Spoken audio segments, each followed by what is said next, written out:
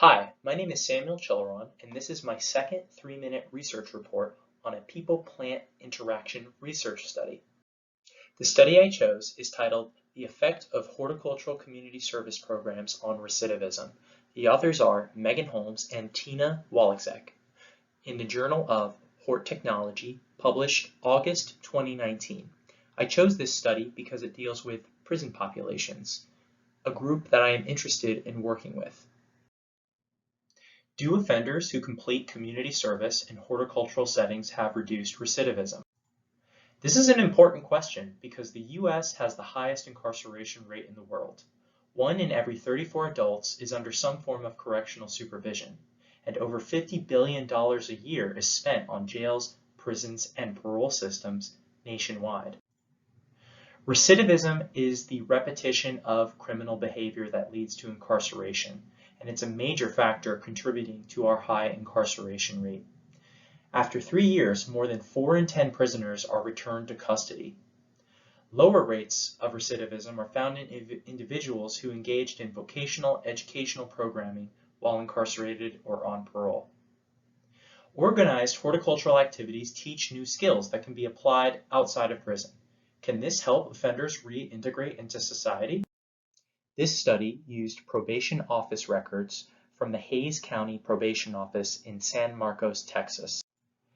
It looked at the offender profiles, agency records, and community service supervision reports of over 477 offenders of all ages, genders, and ethnicities over the time period of January 1, 2007 to September 19, 2012.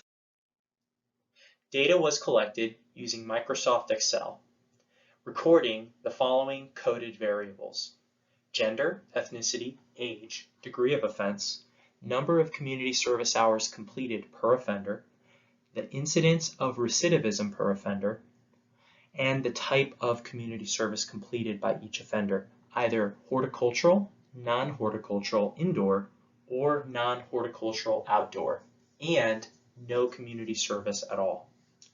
The data was analyzed using SPSS, and chi-square tests were used to determine correlation. The study found that any community service performed resulted in less recidivism, whereas nearly all of the offenders who were not offered the option of community service ended up reoffending. The lowest rate of recidivism was found in the horticultural environment, whereas the third highest rate of recidivism was found in the non-horticultural indoor environment. Rates of recidivism were higher in offenders who completed their community service indoors than those who completed their service outdoors. The study is limited, however, in that it does not note whether offenders were simultaneously enrolled in an education program while engaging in any type of community service. These education programs have also been shown to positively correlate with reducing recidivism.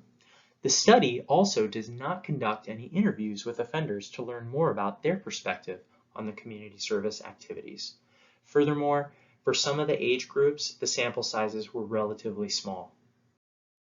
The study shows that opportunities for community service done outdoors and in horticultural settings may reduce rate of recidivism in offenders. Some future directions: are there horticultural community service and/or vocational training opportunities that may reduce recidivism even further? For example, does vegetable gardening versus mowing lawns lead to greater or less recidivism? Why do offenders who complete community service indoors have higher recidivism than outdoors? Could indoor horticultural community service change this pattern? This has been my report on the research study, The Effect of Horticultural Community Service Programs on Recidivism. Thank you for listening.